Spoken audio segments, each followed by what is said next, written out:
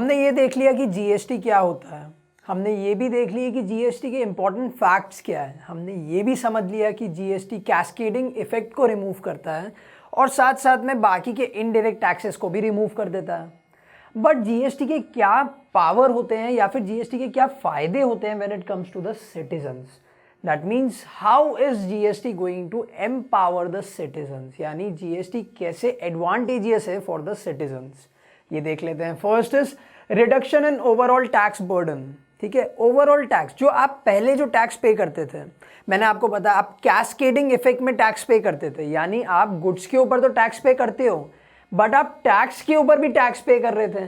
But अब क्या हो गया, जीएसटी के आने के बाद में कैस्केडिंग इफेक्ट रिमूव हो गया है, यानी ओवरऑल जो टैक्स पेमेंट का जो बर्डन है वो कम हो गया है। क्यों? क्योंकि अब सिर्फ आप गुड्स और सर्विसेज पे ही टैक्स पे कर रहे हो, अब आप टैक्स पे नहीं करोगे। You are not going to pay tax on the taxes, you are only going to pay tax on the goods और services. Second point, no hidden taxes. ठीक है, जैसा कि मैंने आपको पहले बताया, ठीक है, पहले बहुत तरीके के टैक्स होते थे, वैट होता था, एक्साइज होता था, फिर वापस वैट पे करना है, फिर सीएसटी पे करना है। अब ऐसा कुछ भी नहीं है, there is only one tax, one nation, one tax and that is GST. तो there is no hidden taxes. Next, development of harmonise national market for goods and services. मतलब क्या, देखो पहले वैट होता था, VAT was considered as a type of state tax, VAT को हम लोग स्टेट टैक्स में काउंट कर देते हैं। जैसे कि फॉर एग्जांपल मैं गुजरात में रहता हूँ, मैंने गुजरात से कोई गुड्स भेजे हैं राजस्थान में, ठीक है, तो मेरा वैट सिस्टम अलग है, उनका टैक्सेशन सिस्टम अलग है।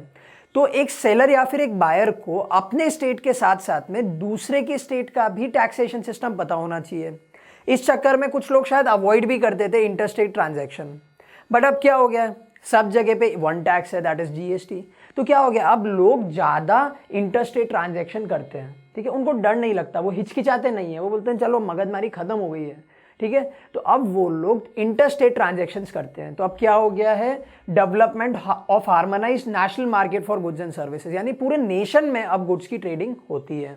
नेक्स्ट, ऐसा नहीं पहले नहीं होती थी, पहले भी होती थी, बट लोगों को ऐसा लगता था ये टैक्स का ध्यान रखो, वो टैक्स का ध्यान रखो, इस स्टेट का टैक्स अलग है, वो स्टेट का टैक्स अलग है। बट जीएसटी तो पूरे नेशन में इंप्लीमेंट हुआ है, इंक्लूडिंग जम्मू एंड कश्मीर। ठीक है, next, higher disposable income in hand, education and essential needs. लोग कम टैक्स पे कर रहे हैं। अब पहले 1 लाख की इनकम थी, उसमें से 5-7 हज़ार तो टैक्स में ही निकल जाते थे। अब क्या होता है, 1 लाख की इनकम है, उसमें 2-3 हज़ार रुपए का टैक्स निकलता है। मतलब लोगों के हाथ में ज़्यादा इनकम बच रही है। What is disposable income in hand? Disposable income का मतलब होता है ऐसा इनकम जो आप यूज़ कर सकते हो for your consumption, for your necessities, for your luxuries. आप कोई भी चीज़ में वो पैसा लगा सकते हो। अब आप कम टैक्स पे कर रहे हो तो आपके पास में ज़्यादा पैसे बचेंगे। ठीक है, next point, customers to have wider choice. आपके पास में ज़्यादा पैसे बच रहे हैं ना, ठीक है, पहले आपके हाथ में लेट्स से सारा टैक्स पे करने के बाद में कुछ एक्स अमाउंट बचता था, अब आपके पास में एक्स प्लस 5,000 रुपीज़ बच रहे हैं, यानी आपके पास में पहले से ज़्यादा इनकम बच रही है हाथ में, तो आप ज़्यादा चीज़ें खरीद सकते हो। अब आप वो चीज़ें भी खरीद सकते हो जो पहले आपके रेंज में नहीं बैठती थी। ठीक है, लेट्स से कि मैं एक फिलिप्स का स्पीकर लेने गया, वहाँ पे 2 स्पीकर पड़े थे, एक 8,000 का था और एक 9,500 का था। ठीक है, मेरे हाथ में रुपए ही थे टोटल 10,000, तो मैं क्या करूँगा, 9,500 का स्पीकर लेके पूरे पैसे तो उसमें ख़त्म करूँगा नहीं, तो मैं क्या करूँगा, 800 का स्पीकर परचेज कर लिया। लेकिन अब मेरे हाथ में ज़्यादा पैसे बचते हैं, तो अब मैंने क्या किया, मैंने 9,500 रुपीज़ का स्पीकर परचेज कर लिया। क्यों? मेरी नेट डिस्पोजेबल इनकम बढ़ गई है, तो मेरे पास में वाइडर चॉइस होगी। अब मैं वो प्रोडक्ट्स भी खरीद सकता हूँ जो पहले मेरे रेंज में नहीं थे। Next, increased economic activity. मैंने अभी आपको बताया, हम ज़्यादा स्पेंड कर रहे हैं, हमारे पास में ज़्यादा पैसे बच रहे हैं, यानी हम ज़्यादा स्पेंड करेंगे।